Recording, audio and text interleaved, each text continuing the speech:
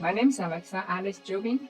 I teach critical theory across a number of departments, in the Department of English, Women's Gender and Sexuality Studies, the Honors Program, but also Elliott School for International Affairs.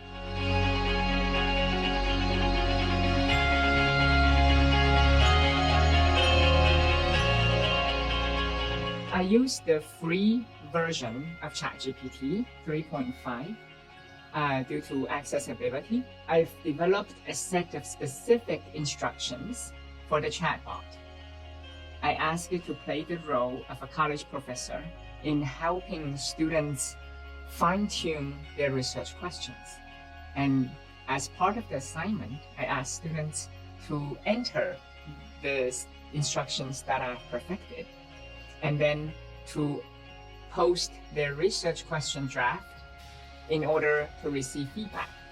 For example, they would post a question such as, is Shakespeare's Othello a racist play? The chatbot would begin by providing some possible answers to that question so that the user can learn through experience and seeing what kind of possible responses might that question generate.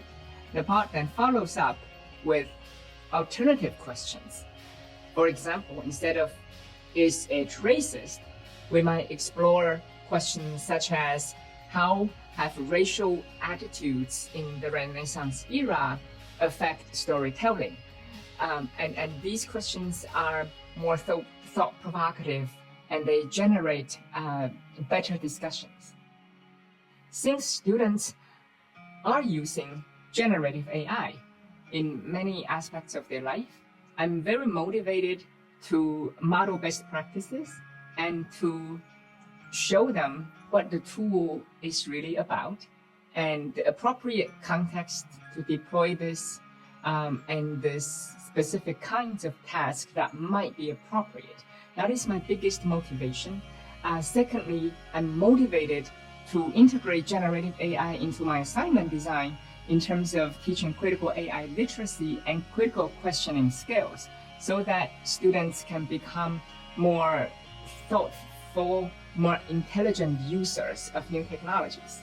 I'm not someone who uncritically embrace this new technology, but rather I have gained a good understanding of what it is really about.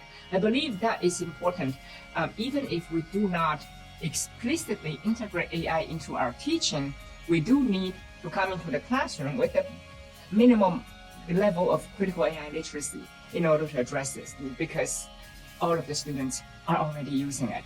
I would suggest to skeptics who are afraid that students would take shortcuts and not do the learning due to AI's presence, to first of all spend some time using it yourself, and so that we can model best practices in teaching and demonstrate its flaws and potentials in class. That is much better than kind of an antagonistic attitude, which of course wouldn't go anywhere. And indeed, the scenario will occur where students are not learning.